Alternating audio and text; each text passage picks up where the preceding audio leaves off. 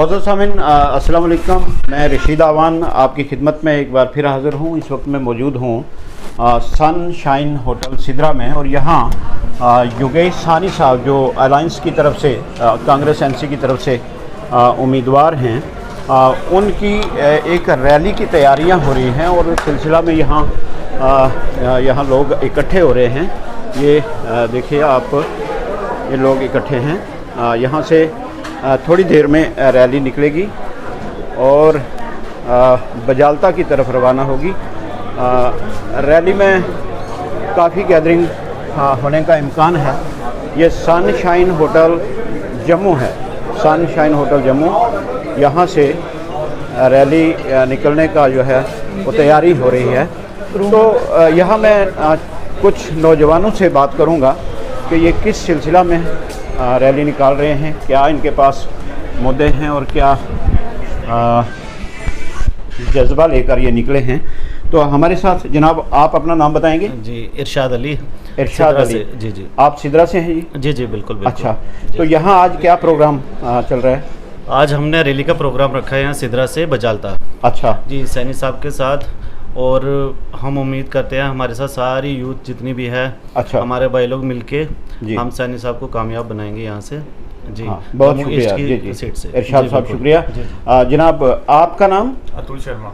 अतुल शर्मा। अतुल शर्मा जी, आप भी सिद्रा में रहते हैं? जी जी, तबलीग कॉलेज। अच्छा, तो क्या मसाइल हैं नौजवानों के इस वक्त जिनको लेके आप इस रैली में जा रहे हैं? देखिए, इधर जितने भी नौजवान आए हैं उनको सब एक उम्मीद है, नया चेहरा हमारे बीच में आए, हमारी उन्नति हो, डेवलपमेंट हो। जो यूथ अनएम्प्लॉयड है उनको नौकरी मिले जी। और हम यही चाहते हैं कि मिलकर सब इधर आए, बैठें और अपनी जो भी प्रॉब्लम हमें बताएं। अच्छा, तो सॉल्व करें। यहाँ जो यूथ है उनकी बड़ी डिमांड एम्प्लॉयमेंट है। अनएजुकेटेड नहीं, पढ़े लिखे लोग जी, और उनको नौकरी नहीं, सब बाहर के उधर आके बसे हुए हैं। अच्छा, सब ठेके वाले ठेके हैं जो सब बाहर वालों को मिले हुए, यूपी से आए हैं। ना इधर कोई आपको जॉब तो बिल्कुल नहीं है, खत्म हो गई। आपको क्या लगता है कि पिछले 10 सालों से नौजवानों के मसाइल जो अटके हुए हैं, सानी साहब या जीत जाते हैं या एनसी कांग्रेस की गवर्नमेंट बन जाती है, तो कुछ उम्मीद है आपको? कि बहुत ही उम्मीदें हैं। देखो आप कितने लोग देखिए ना, जहाँ तक नारों का सवाल है, जहाँ तक वादों का सवाल है, वादे तो बीजेपी ने भी बहुत किए थे कि हम 15 लाख आपके अकाउंट में डालेंगे, हम आपको नौकरियां देंगे, हम आपको ये करेंगे। तो उसमें वो आप क्या लगता है, आप वो कहाँ तक? अभी तक तो कोई हमें 15 लाख आया नहीं है, ना किसी को नौजवान को है, ना किसी महिला को है, ना किसी को, इधर तो किसी को नहीं आया है। अच्छा, तो मतलब आप नाराज हैं इस मामले में उनसे कि उन्होंने जो वादे किए वो पूरे नहीं किए? बहुत शुक्रिया जी आपका शर्मा साहब। जनाब, आपका नाम क्या है? जी, अनिरुद्ध जम्वाल। अनिल जम्वाल साहब, आप भी सिद्रा के रहने वाले हैं? सर, मैं तवी विहार कॉलोनी से रहता हूँ। अच्छा, तो आपके जहन में क्या क्या सवालात हैं, क्या क्या मामलात हैं जिनको लेकर आप निकले हो और इस वक्त ये सानी साहब की रैली में निकलने की तैयारी कर रहे हो? मतलब नौजवानों के मसाइल क्या हैं? सर, हमारे जो भी यूथ यहाँ जुड़ रहा है साथ में जी, पिछले 10 साल से हम सिर्फ वादे ही सुन रहे हैं। अच्छा, कामयाबी किसी जगह हो नहीं रही जी। जो भी पहले लोग 18 साल के होते थे, भर्ती हो जाते थे आर्मी में, आज वो भी 5 साल कर दिए इन्होंने। तो उसके बाद भी कोई भी रोड पे भी काम नहीं कर सकता, कोई कुछ नहीं कर सकता। सिर्फ जो पैसे वाले लोग हैं वही काम कर रहे हैं। बाकी आज की डेट में जो ग्रोइंग स्टेज पे है वो कोई ग्रो नहीं हो रहा। अच्छा, जो ऑलरेडी ग्रो कर चुके हैं बस वही सेटल्ड हैं। जो ये नारा चल रहा था, सबका साथ, सबका विकास, सबका विश्वास, सर सिर्फ नशे का विकास है और कुछ नहीं है। अच्छा, सिर्फ शराब की दुकानें, ड्रग्स की सप्लाई। अच्छा, एडमिनिस्ट्रेशन खुद सबको पता होता है कहाँ से ड्रग्स आ रहा है, कहाँ से नहीं। पिछले 10 साल से आप देखो यूथ हमारा कहाँ पहुंच गया है। यहाँ पे आप जितने आप ये सेंटर हैं इनके ड्रग्स वालों के जी, वहाँ पे फाइलें देखो दिन ब दिन बढ़ती जा रही हैं। उसकी वजह क्या है? अनएम्प्लॉयमेंट। पैसा कहीं से आ नहीं रहा है, यूथ खज्जल हो रहा है, रोडों पे खज्जल हो रहा है, फ्रस्ट्रेट हो रहा है यूथ, पढ़ लिख के नशे वाली साइड जा रहा है, कोई काम नहीं है, कुछ नहीं है। हमारे जम्मू में सिर्फ एक ही सोर्स था, वो थी दरबार मूव का, जहाँ से थोड़ा बहुत पैसा आता था, बिजनेसमैन बिजनेस करता था। जी जी, आज इन्होंने वो भी बंद कर दिया है। दरबार मूव बंद कर दिया। जम्मू वाले कहाँ जाएंगे? कश्मीर वालों के पास फ्रूट है, ड्राई फ्रूट है, उनके पास हर चीज है, टूरिज्म है, वो हर जगह से पैसा ले रहे हैं। बिल्कुल। पर जम्मू वाले ऑल इन ऑल डिपेंड थे 3 महीने सिर्फ सीजन में, और वो कश्मीर के लोग आते थे, टूरिस्ट आते थे और यहाँ पैसा पूरे हिंदुस्तान का पैसा वो अपने पास रखते थे और हमें यहाँ पे थोड़ा बहुत देके हमारा गुजारा चलता था। हम बाहर की स्टेटों पे डिपेंड नहीं थे, हम डिपेंड थे कश्मीर पे कि कश्मीर के लोग आएंगे यहाँ पे 3 महीने खर्चा करेंगे और यहाँ के बिजनेस सारे ठप पड़े हैं। जब से ये सारा काम हुआ, आप रघुनाथ बाजार चले जाओ, आप वे मॉल चले जाओ, जहाँ भी चले जाओ, हर चीज बिल्कुल बेकार हो गई है। जो भी बिजनेसमैन है बिल्कुल रोडों पे है, खज्जल हो रहा है। जो नौकरियां करते हैं वो बीजेपी के साथ ही हैं, वो बीजेपी के साथ ही होंगे क्योंकि उनको तो फिक्स मिल रहा है। बट जो आज का यूथ है वो बिल्कुल निराश है बीजेपी से, बीजेपी के साथ नहीं होना चाहता। कहीं कोई ग्राउंड नहीं देते, ये कोई कुछ नहीं, यूथ वाली साइड कोई ध्यान नहीं है इनका सिर्फ यही है कि नाम चेंज करो, ये करो, वो करो। ये जो आपस में मजहबी तफरकाबाजी की जा रही है, कश्मीरियों को जम्मू वालों से नफरत पैदा की जा रही है, जम्मू वालों को कश्मीरियों से नफरत है। इसका जिन्होंने भी ये चीज बनाई थी उनको पता था कि बाहर से कोई हमें हेल्पिंग हैंड नहीं मिलेगा जी।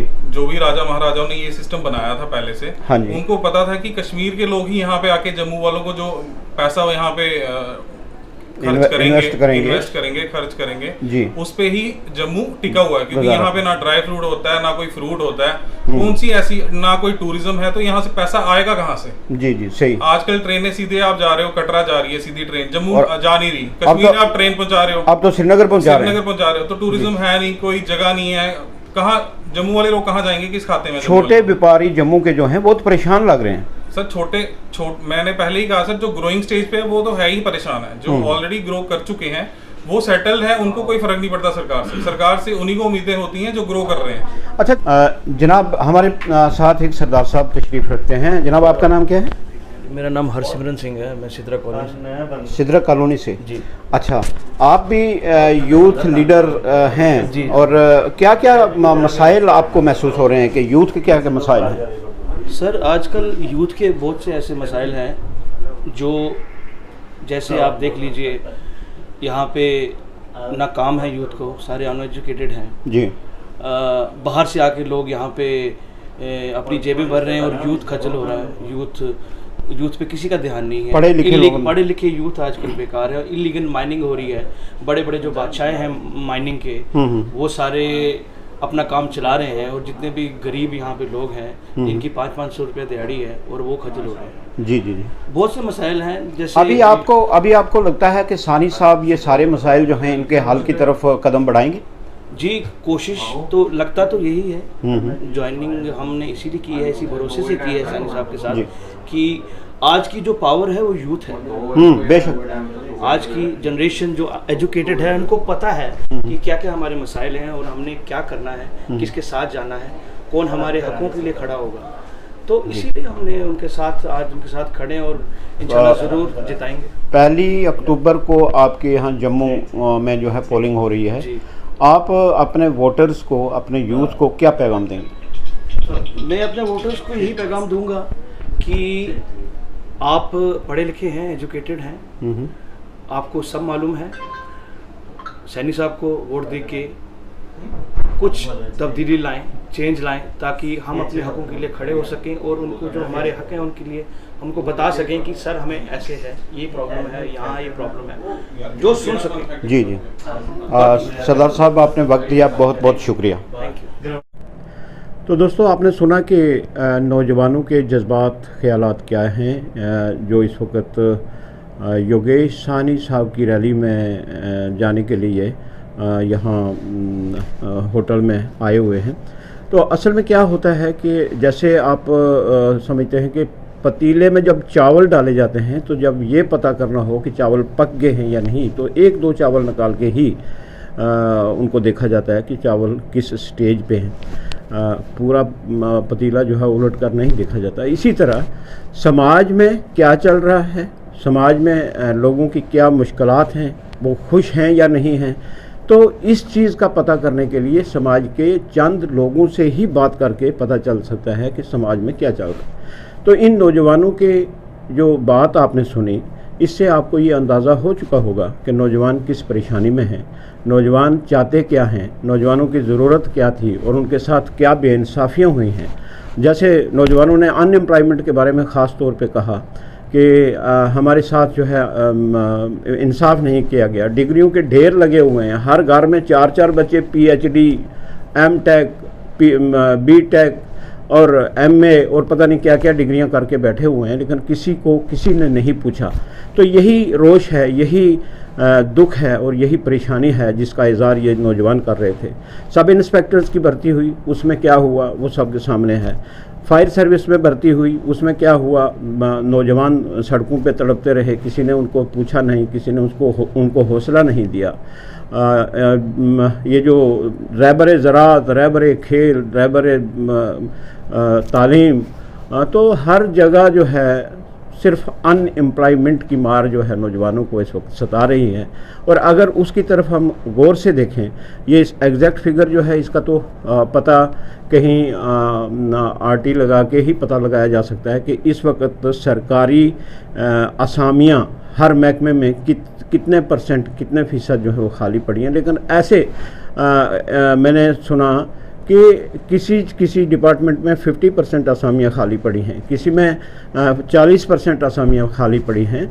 तो ये क्या वजह रही कि इन पिछले इतने साल गुजर गए, इनमें ये असामियाँ पूर्ण क्यों नहीं हो सकी? तो यही परेशानी है नौजवानों की जो आपने सुनी। हमें सोचना है कि इन नौजवानों के साथ कैसे इंसाफ किया जाए, कौन इंसाफ कर सकता है। हाँ, आने वाली जो गवर्नमेंट है वो BJP की भी बन सकती है, वो अलायंस की भी बन सकती है, लेकिन नौजवानों के लिए कौन सी गवर्नमेंट जो है वो अच्छा सोचेगी, नौजवानों की भलाई के लिए कौन सी गवर्नमेंट अच्छा करेगी। नौजवान इस वक्त सिर्फ इसी तलाश में हैं कि हमें 2 वक्त की रोटी का इंतज़ाम हो जाए। तो आज की वीडियो में बस इतना ही। इंशाअल्लाह अगली किसी वीडियो में आपके साथ फिर मुलाकात होगी। तब तक के लिए मुझे दें इजाज़त। अल्लाह हाफिज़।